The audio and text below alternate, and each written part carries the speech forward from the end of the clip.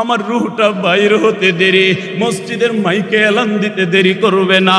উমুকে আর দুনিয়ার মধ্যে নাই। কেউ ব্যস্ত হয়ে যাবে কাফনের কাপড় কেনার জন্য, কেউ ব্যস্ত হয়ে যাবে বরই পাতার গরম পানি আমার জন্য করার জন্য, কেউ ব্যস্ত হয়ে যাবে রে অন্ধকার কবরের ঘর বানানোর জন্য। ওই ঘরের মধ্যে চিরদিনের জন্য শুয়াইয়া রাইখা চলে আসবে, আর কেউ কবর উঠিবে না রে বাবা। আজকে তোমার যাদের মা নাই, যাদের বাবা নাই, একটু নজর করে দেখো না, কয়দিন বাবার কবরের সামনে যাইয়া দোয়া করছ, কয়দিন মায়ের কবরের সামনে যাইয়া দোয়া করছ, কয়দিন যাই নামাজ বিছাইয়া মায়ের জন্য দোয়া করছ, কয়দিন নামাজ পড়া বাবার জন্য দোয়া করছ। তুমি আমিও যখন মারা যাব রে, সন্তান আমাকে ভুলে যাবে, মেয়ে আমাকে ভুলে যাবে, বিবি আমাকে ভুলে যাবে, মাও মনে রাখবে না, বাবাও মনে রাখবে না। ওই কবরে তোমাকে আমাকে রাইখা চলে আসবে, আর ব্যস্ততার কারণে কেউ কবরেও যাবে না। ওই কবরের সুহালের জবাব আমার জবাব আমারই দিতে হবে, আমার সঙ্গে কেউ হবে না।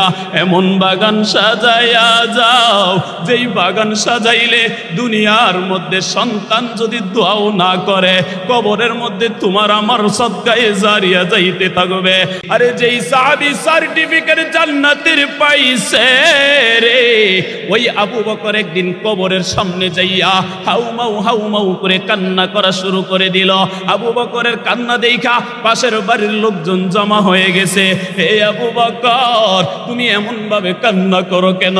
আবু বকর সিদ্দিক রাদিয়াল্লাহু তাআলা আনহু বলে, এ আমার ভাই, এই কবরের মধ্যে আমার সাথে কত বন্ধু ছিল, যুদ্ধের ময়দানে একসাথে কাটাইছি, মসজিদের মধ্যে কত বন্ধু ছিল, একসাথে নামাজ পড়ছি, আজকে তারা এই কবরে শোয়া রে।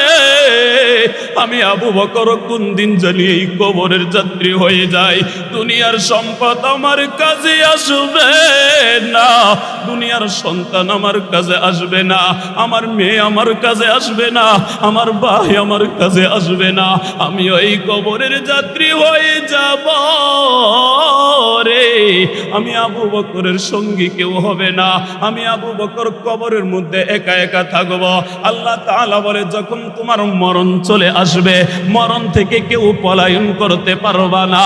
মরণ যখন তোমার জন্য নির্ধারিত, দুনিয়ার কোনো সম্পদ মরণকে আটকাইতে পারবে না। ও দুনিয়ার মুসলমান, একটু চক্ষু দুইটা বন্ধ করে ভাবো না, চোখের সামনে বাবা শোয়া, চোখের সামনে বাবাকে শোয়াইয়া রাখছ, চোখের সামনে মাকে শোয়াইয়া রাখছ, রুহটা কোন দিক দা বাইর হয়ে গেল টেরো পাইলা না। সন্তানের রানের মধ্যে বাইর মাথাটা লাগায়া, সন্তানের রানের মধ্যে মা সন্তানের রানের উপরে মাথাটা লাগায়া সন্তানের চেহারার দিকে তাকাইয়া আছে।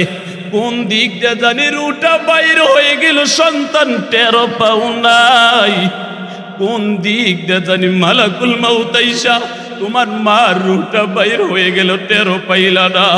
ও ভাই, তুমি আমি ভাবি আমিও দুনিয়ার মধ্যে থাকবো না, না কখন জানি আমার মালাকুল মাউত আমার সামনে হাজির হয়ে যায়। যখন তোমার আমার রুহটা বাহির করে দিয়া যাবে, আরামের দামি খাট, আরামের বিছানার মধ্যে 1 মিনিটও রাখবে না, সাথে সাথে নিচে নামাইয়া দিবে। ওই মসজিদের বারান্দা 4 পায়ের পালকিটা নিয়ে আসবে, ওই পালকির মধ্যে উঠাইয়া দিবে।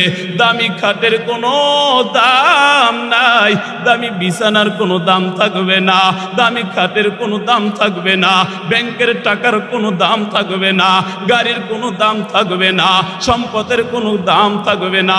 যেদিন মালাকুল মাউত হাজির হয়ে যাবে, ওই দিন সবাই আমার তোমার পর হয়ে যাবে, সবাই পর হয়ে যাবে। কোমরের সুতাটাও কেটে রেখে দিবে। শুধু তাই না, আমার রুহটা বাইর হতে দেরি, মসজিদের মাইকে এলান দিতে দেরি করবে না।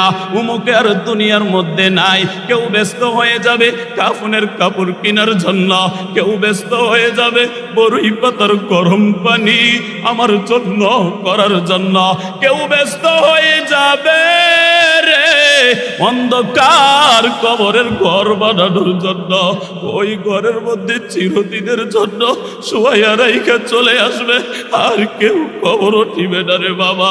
আজকে তোমার যাদের মা নাই, যাদের বাবা নাই, একটু নজর করে দেখো না, কয়দিন বাবার কবরের সামনে যাইয়া দোয়া করছ, কয়দিন মায়ের কবরের সামনে যাইয়া দোয়া করছ, কয়দিন যাই নামাজ বিছাইয়া মায়ের জন্য দোয়া করছ, কয়দিন নামাজ পড়া বাবার জন্য দোয়া করছ।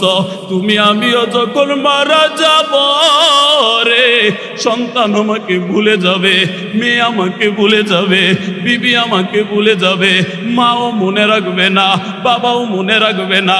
ওই কবরে তোমাকে আমাকে রাইখা চলে আসবে, আর ব্যস্ততার কারণে কেউ কবরেও যাবে না। ওই কবরের সুহালের জবাব, আমার জবাব আমারই দিতে হবে, আমার সঙ্গে কেউ হবে না।